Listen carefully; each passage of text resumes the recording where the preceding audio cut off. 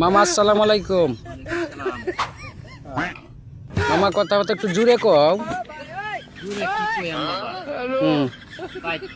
একটু কাছে আসো।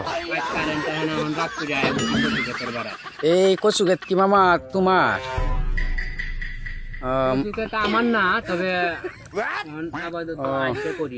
মাশাআল্লাহ খুব সুন্দর কচু ক্ষেত। তাইলে মামা এইখানে আসো তো। এই কচুগুলা লাল হয়ে গেল কেন? লাল হয়ে গেছে তোমার। এই দেখাও তো একটু। পানি নাই, বুঝছো? পানি নাই, কারেন্ট আছে না 1 মিনিট। আরে আমার কচু দেহ অবস্থা।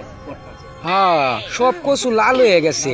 আই হাই, চিন্তা করতেছি কারেন্ট যেহেতু তা হেই না। হ্যাঁ এই মনে করো আমি হুসেনপুর যাইম, গিয়া সৌর বিদ্যুৎ কিনে লইয়াম, হ্যাঁ পরে চ্যানেল ফালাইয়া মনে করো এই পরে এই খেতে পানি দিম। কি করাম? এই যে সুন্দর বুদ্ধি। করার নাই। তাহলে সৌর বিদ্যুৎ লই আবার নিয়ে কচুকে তো পানি দেও।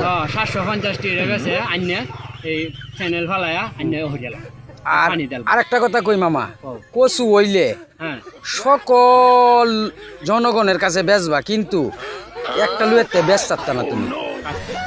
আমার কথা রাখবা? হ্যাঁ বলো।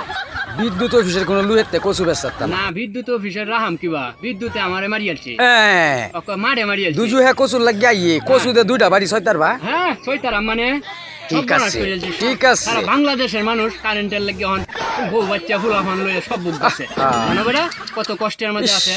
বউ ফুলাফান লইয়া আমরা বাইক টাকতারি না, কিছু না। ফুলাফান লেয়া ভরাত তাই না, লেয়া ভরা করতারে না, ফাঙ্কা সারতারে না ঠিক মতে। অন কি আরাম, অন চিন্তা হইলো কচুকে তো আরাম ভাই তো সৌর বিদ্যুৎ লইয়াম। ঠিক আছে কারেন্ট আর চালাইতাম না। কচুকে তো এই সৌর বিদ্যুৎ দিবা। কচুকে তো সৌর বিদ্যুৎ দেয়।